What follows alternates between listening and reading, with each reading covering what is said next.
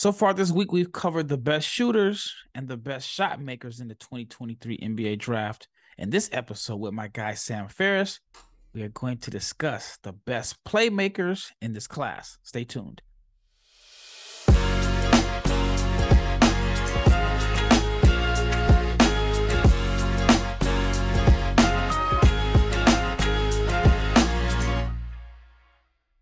Shout out to each and every person that has made the Locked On NBA Big Board podcast your first listen of the day. I'm your host, Rafael Barlowe, the founder of NBA Draft Junkies and the director of scouting for NBA Big Board, with my co-host, Sam Ferris, a.k.a. Mr. Draft Dummies. But don't be confused by the name because he is far from a dummy. Sam, how's everything going your way? Going well. Been enjoying the NBA, but very excited to talk about the 2023 class today. Yeah, college basketball season starts. I think we are probably about 10 days away, give or take a few days. Is there any team that you're looking to follow closely this season? Not necessarily from a draft perspective, but just from a fan perspective, or both. Yeah, I mean, I kind of always think through a draft perspective, and I love college basketball, and I love the draft evaluation part of it as a foreshadowing of a guy that I'll talk about in a bit. But Arkansas, to me, is one of the teams that I'm most looking forward to seeing. It's the teams that kind of have the most prospects. In Arkansas has a fun blend of really exciting freshmen plus some interesting returners. So they're one that's at the top of the list for me. Baylor would be another one. Duke, again, those are kind of three teams that I think if you're following the draft, you kind of got to watch this year, and I'm excited to see those three teams, but I'm going to be watching a lot of everybody. Gotcha. All right, let's get into it. Top playmakers in this class. Like I mentioned in the opening, we covered shooters, we covered shot makers, and now we're going with playmakers. So there may be some duplicates. There may be a few guys that their name has been mentioned twice this week. And then there's one guy that I'm pretty sure his name was mentioned yesterday as one of the top shot makers that we'll hear today. All right, so who is your top playmaker in the 2023 NBA draft? So I got to start with the obvious one. You could put him whatever the best of category in this class. He'd probably be in a bunch of those. That's Scoot Henderson. To me, I was kind of going through and thinking like he's the best point guard prospect since who? And it like depends if you're counting like Cade and Luka and stuff, but I didn't really count those guys as point guards so much. So I go back to probably John Wall and Kyrie Irving would be the guys that I'd go back to and say, to me, he's clearly the best point guard prospect since those guys. To me, I've got him 1B behind Wembanyama in this class. And when we're talking about playmaking, another thing that I kind of thought as I went up and down the list of guys that I wanted to consider, Scoot was obvious, but there aren't, I wouldn't say passing is an overall strength within this class. There are not a lot of great passers. So that's kind of a theme that I thought of as I went through this exercise. But to me, Scoot Henderson is the clear number one here. So there's a couple things that you said that stood out to me. Number one, you're saying that you have Scoot higher than Ja Morant? So I'm not saying right now, obviously. I'm just in terms of what I thought of them as prospects coming into the draft. And I do think that if Scoot were in that draft, that he would have gone ahead of Ja. And Ja obviously went number 2 in that class, which and the only reason he went 2 is because Zion was clear. Yeah, and Scoot's going to go 2 in this class as well. So that's a fair argument for me as prospects. I had Scoot ahead. I was a little bit more worried about the jumper with Ja, which hasn't been too big of a concern because he's one of the best, if not the best athlete in the NBA, a fantastic scorer. He's got all the tools. So it's, if we're saying right now looking forward, I'd take Ja just because we've seen him already be an all-star in the NBA. But as prospects, I would lean Scoot. Crazy, because I remember back in 2017, people thought Lonzo Ball was a great point guard prospect. And then even LaMelo. So you have Scoot as well. I mean, LaMelo kind of like literally came out of nowhere. Like he had that, not saying that people didn't know who he was, but he kind of came out of nowhere as a high level NBA prospect. It wasn't Yeah. until that showcase in like the preseason jamboree or whatever that they had in Australia, he kind of came out of nowhere. But if you were, so let me ask you this. Do you Mm-hmm. think Scoot is a better prospect coming into the NBA than LaMelo? Yeah, I definitely think so. For me, I would clearly take him. I was a little bit lower on Lamelo, and I'm still a little bit lower in terms of his NBA projection right now, but he's exceeded what I expected. But in terms of like, I'd say Scoot's probably better at everything other than passing and size. And so I would take Scoot in terms of that comparison. Right now, we've seen Lamelo get off to a great start, so we already have that base that we've seen him. He already made the All Star game last year, so I don't want to sell him short. But as a prospect, I was worried about the defense. I was worried about his focus on the court. I was worried about the mechanics on the jumper. I was worried about his physicality that he played with too. And some of those are still concerns, but he's really shot the ball better than I expected in the passing and playmaking to kind of bring it full circle back to playmaking. The playmaking of LaMelo is fantastic and elite even in NBA standards. Yeah, I wasn't high on LaMelo. I even went to Australia. Well, actually, I went to New Zealand to watch him play. And during that game, I was just turned off by like his pregame warm up. It was very lackadaisical. Yeah. He has Beats by Dre headphones on. And one of the biggest mistakes I've ever made was I thought that Killian Hayes was Yeah. a better prospect than LaMelo Ball. And then it was something else that you had mentioned. So you mentioned that this class wasn't high on playmakers, right? Yeah. So even though this class is considered one of the top classes in recent memory, and you can say a lot of that could be based off of the top two. Yeah. But if you look at this class, just based off of what we know today, you can say that there's not a lot of shooters in this class, and there Uh-huh. aren't a lot of playmakers. So, Yeah. with there not being a lot of shooters and playmakers, what makes this class so heavily touted outside of Wembanyama and Scoot Henderson, in your opinion? Well, athleticism. You've got the top two guys, and honestly, I'd say after the top two, it's probably an average draft, but we'll see. A lot's going to change during this college season. But you've got wings, you've got guys like Dariq Whitehead, Cam Whitmore, the Thompson twins. So you've got a lot of wings there that I think project to be lottery picks, and that is enticing to NBA teams and to me as an analyst as well. Um, but I think it's really the top two that makes this class so intriguing, and then that wing talent. Then there's a lot of like combo guards as well as you go down the line. Guys like um, Kaysen Wallace, Nick Smith, Keontae George, uh, and there's a number of guys. Amari Bailey, I'd throw in there as well. Terquavion Smith. So a lot of wings, a lot of combo guards, and then the top two. Those are kind of the trends or the things that stick out to me about this draft. All right, my next question regarding Scoot as a playmaker.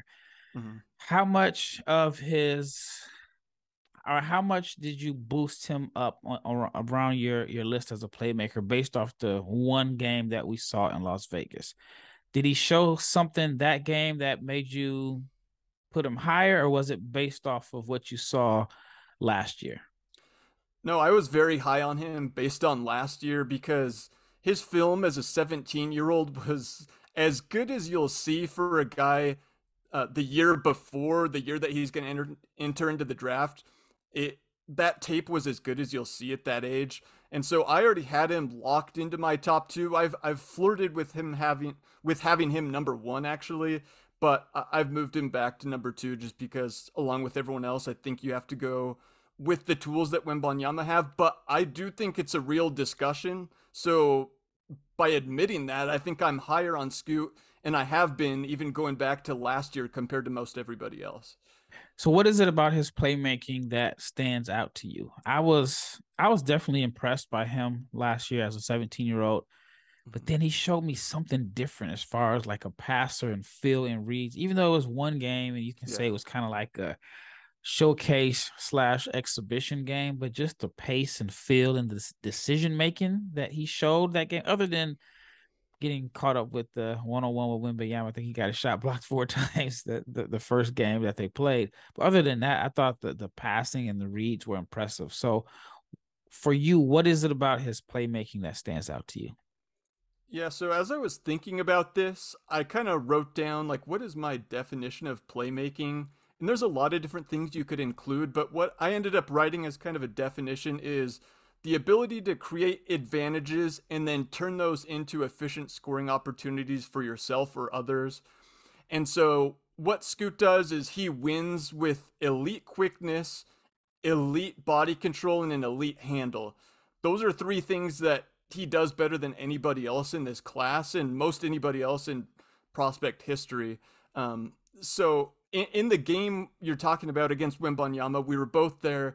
In the first half, he was scoring at will, getting to the pull up, getting to the rim out of pick and roll. Then in the second half, Metropolitan started sending help a little earlier and kind of selling out to prevent him from scoring more so in the second half. And then you saw the playmaking. So his ability to read the game, to score first, and then in the second half set up guys, I thought was really impressive. And again, he can just create advantages with his quickness, with the handle, and with the body control that he has that are all elite talents that he has. Again, there's different ways that guys can create advantages, but he's got those elite tools that separate him from most everybody else. I agree 100%. I'm very high on Scoot. And it was, for me, it was the first time I watched him play in the G League last year that I knew, like, okay, this dude is a little bit different. He's 17. And the way sports is today, there are guys that are 17 that are sophomores in high school. And Yeah. he was 17 playing against grown men. All right, when we return, I'll find out who is number 2 on your list as far as top playmakers. But I want to let everyone know about Prize Picks. Prize Picks is daily fantasy made easy. And with Prize Picks, you can pick up to 2 to 5 players. And if they go score more or less than their Prize Pick projections, you can win up to 10 times your money on any entry. There's no competing against other people. It is just you versus the projections available. Prize Picks offers projections on any sport that you watch, which includes NBA, NFL, Major League Baseball, NHL, PGA, college basketball, college football, women's college basketball, soccer. I mean, I can go on. They even have esports. Entries can be made in 60 seconds or less. It is that easy. They are safe and they are fast withdrawals. And it is currently operational in over 30 states and Canada. So download the Prize Picks apps or go to prizepicks.com to sign up today for daily fantasy sports. Again, this is daily fantasy sports made easy. And if you're a first time user, you can receive a 100% instant deposit match up to $100 with the promo code locked on. If you deposit $100, Prize Picks will give you $100. If you deposit 50, Prize Picks will give you 50. So don't forget to enter the promo code locked on at sign up for instant deposit match up to $100. All right, shout out to each and every person that has made the Locked On NBA Big Board podcast your first listen of the day. But for your second listen, check out Locked On Sports today. From the games that matter the most to the biggest stories in sports, go beyond the scoreboard and behind the scenes with local experts and insights only Locked On can provide. Locked On Sports today, it is available wherever you get your podcast, whether it's YouTube or Odyssey, Spotify, wherever you get it. Check it out. Locked On Sports today. Once again, this is Rafael Barlowe with my co-host Sam Ferris, and we're talking about the best playmakers in this draft. Scoot Henderson was number 1. Who is number 2 on your list as far as the top playmakers in this draft class?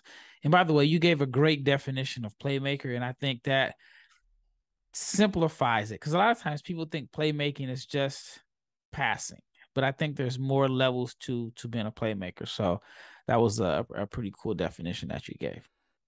Yeah, so for number 2 here, going from one elite athlete to another ultra elite athlete, Amen Thompson to me is who I have at number 2. And as I was thinking about this, I think it's kind of fun that the guy that I have 1 and 2 on the best playmakers list are both just out of this world athletes. So that's kind of a fun twist to this. But he's the guy that I have at number 2, and that was a pretty clear cut top 2 for me. So did you see the Overtime Elite Pro Day? Um, I saw some clips, but I didn't watch the whole thing. Did you have a chance to see it? I was actually supposed to go, and then I ended up staying in Dallas. My wife had a doctor's appointment that, as a husband, you got to go to. Yeah. But I saw the measurements and some of the athletic testing, and he only had a 40-inch vert. Now I'm saying Yeah, I was only shocked by that. because, I'm saying it like that's normal, but Yeah. so I wasn't the only one that was shocked, but I talked about Yeah. it yesterday on the podcast. Isn't it incredible how his athleticism just translates on the floor? I mean, he makes it look so easy. If you would have told me he had a 47-inch vert, I would have been like, okay, I believe that. Yeah.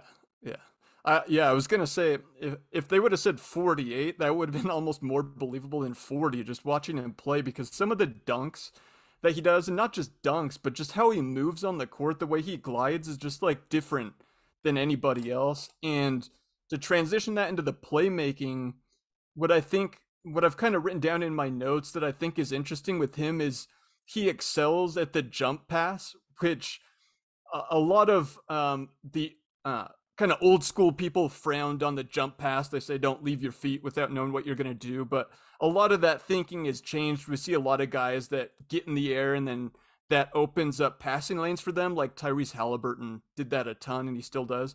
But Amen Nash, Thompson, John Wall. Nash, oh, tons of, yeah, all these guys. And Amen Thompson, because of his vertical, takes that to a different level where, like, I was watching a game where he jumped in the air in the key, spun 180 degrees, and just rifled a pass out to the 3-point line. And some of the passes that he can make because of his athleticism plus the height at 6'7", so he's a legit wing size with that leaping ability and just the smooth on-ball creation.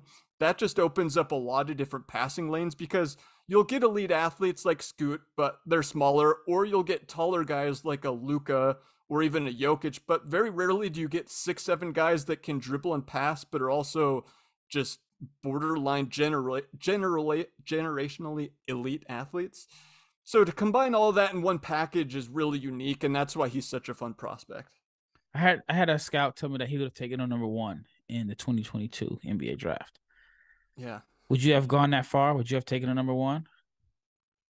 I would think about it, but it's just the jumper where he would be in that group with the top 3 guys from last year, and you'd really have to think about it based on the tool set that I talked about. It's really rare, and if the jumper does hit for him at even an average to above average rate, then I think there's a very real chance that he's better than any of the guys from last year. But I do think his ceiling might be, or his floor actually is probably a little bit lower than those 3 guys, because if he's going to play on the ball, then I think he needs the jumper to at least be average. Because if you can go under screens, sag off of him completely, and the jumper just doesn't hit for him, that's the real worry. And so that's what's preventing me from having him in the discussion with Scoot, where I know there's some people that view him on the same level as Scoot, and I understand, but I'm just a little bit concerned with the jumper right now, and not just the percentages, but the form isn't ideal. It's a little herky jerky. It's never really gone in consistently. So hopefully he can improve on that over the course of the next year leading up to the draft. Yeah, one of the things you said about the jump pass that stood out to me, and it just kind of goes against everything that we're taught as kids. And it's not the only thing. So think about like the wrong foot layup. Yeah. It's kind of like, when you're a kid, you on your first layup 9 times out of 10, you probably shot it off the wrong foot and somebody corrected you. And now the way the game is as far as athleticism, and you have to find different ways to create the smallest advantage. The wrong foot layup is now like something that I think every small attacking guard should have in their arsenal. And then even the jump pass, especially if you're, a good athlete. Nash wasn't like a great athlete. Well, Nash, let me say it. Nash was a great athlete. He wasn't like your explosive, vertically. He just wasn't on the level of like an Amin Thompson or whatever, but he made him and John Wall with Nash obviously first, but made the jump pass somewhat fundamental in a sense. Yeah. Here's a question for you. All right, this is a little difficult question. If I'm not mistaken, Amin Thompson and Jaden Ivey are around the same age based off of their draft year. If Jaden Ivey played for Overtime Elite as a 20-year-old, how would he look compared to how Amin Thompson looks? Yeah, you bring up a really good point, which I didn't mention earlier, is the age with them, which he's like a year older than Scoot Henderson. So like you said, yeah, like if we were to see other guys play in the Overtime Elite, so that's another interesting variable that's hard for me to assess is the Overtime Elite, because we haven't seen many guys successfully go that route yet. And well, there are certainly important or like interesting moments in the film, and the highlights really pop for them. Like if you just watch the entire game, you kind of get the feeling, like you said, that other guys could put up numbers like they do. Granted, they don't have the highlights that a guy like Amin Thompson has, but I also don't think Amin Thompson is a natural scorer either. He's certainly more he prefers to defer and set up other guys. And so, like, yeah, if you put Jaden Ivey in there, I think he'd score more points than Amin Thompson would. And he'd probably put up a similar, if not better, stat line, to be honest. And so that's kind of what I'm grappling, is all the variables. It's the age, it's the Overtime Elite, it's the jump shot that's a question mark. And all those things, even though the ceiling for him is just so incredible, as an on-ball creator, that's why I can't get to having him in that tier one with the other two guys. Yeah, that's the thing about what makes this profession fun, is that you have to consider all of the variables and predict, like, do you think the jumper is going to translate? Because the shot doesn't look broken, right? No. It doesn't look like it needs a lot of work. I've been watching a ton of film on guys, and there's a guy that I like. Not saying that he's on this level by any means, but Kaderi Richmond at Seton Hall. I like him a lot, but his jump shot is kind of funky looking. Same with Andre Jackson. It's kind of funky looking, but theirs goes in more than Amin Thompson. So, all right, when we return, we'll find out who is number 3 on Sam's list. Stay tuned. All right, there's a local ad there. All right, last segment. Rafael Barlowe with Sam Ferris. We're covering the top playmakers in the 2023 NBA draft. I mean, we've been having such good dialogue and conversation that we've really only covered 2 guys. Who is number 3 on your list? So I debated between a few different guys. I thought about Nick Smith and Keontae George, but I kind of wanted to stay away from scoring and focus more on the playmaking aspect. So I went a little bit further down the list, but I'm interested to hear your thoughts.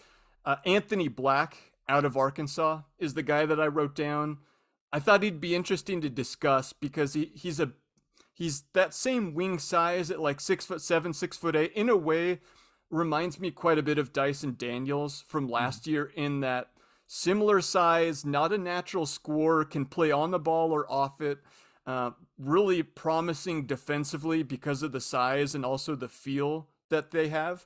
So if you kind of like Dyson Daniels last year, I think you would really like Anthony Black this year. And I've heard, based on like some scrimmages that have been happening at Arkansas, that he's looked really good.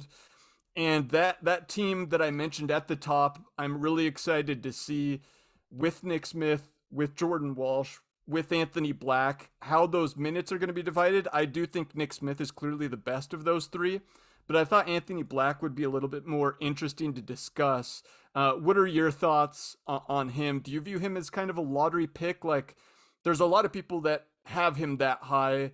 Can you get that high at this point on him? And how do you see him fitting into that hierarchy at Arkansas this year? That's the question that I am asking myself. And I mentioned it in a previous podcast. If Arkansas goes 31-5, I don't think it would shock me. If they have too much talent and they can't put all the pieces together, that wouldn't be surprising to me either. Anthony Black is someone that I'm kind of torn on in a sense. He's like a very unique prospect to me, simply because, all right, let's talk about the positives, right? Of course, he has the size, like you said, it may remind some of Dyson Daniels. Advanced court vision, he's a connector, has good feel. Um, but then there's some things that like about him that I can't figure out. Like on one hand, I say he doesn't have like this blow by speed. He's not like this really good athlete. And then you saw the highlight where he like jumped over somebody and Yeah. caught a lob. And then even when you watch him play, like you watch his film, he gets a fair share of in-game dunks for someone that you don't consider like to be a really good athlete. Like there are guys that I've seen that the burst and speed kind of pops out to you, but they don't really get dunks. Not saying that dunks is like the perfect example of the test athleticism, Mm-hmm. but he finds ways to get dunks, whether it's catching lobs, transition. He has like these long strides to the rim. He understands how to use his body. I had a chance to watch him play like pickup this summer, and he wasn't really like super impressive in that game. It was a game that featured like Jan Montero played, Drew Timmy was playing. Trying to think of a few other guys. Hugo Besson, who was drafted by the Bucks, or he's drafted by the Pacers, but the Bucks have his rights. And Black was more so playing like a four in these Mm-hmm. pickup games. So he's like very, very interesting to me. Just because he could be like this connector role, but then like the shooting is a concern to me, even though he's kind of streaky. So if the shooting is a concern and Nick Smith is a better shooter, is Anthony Black going to be the primary ball handler and Nick Smith plays off the ball? So that's like one of my questions. And then I just wonder, like, is he going to be one of these guys that's too passive, right? Yeah. Is he going to have a bunch of games where he has 6 points, 8 points, and doesn't take enough shots?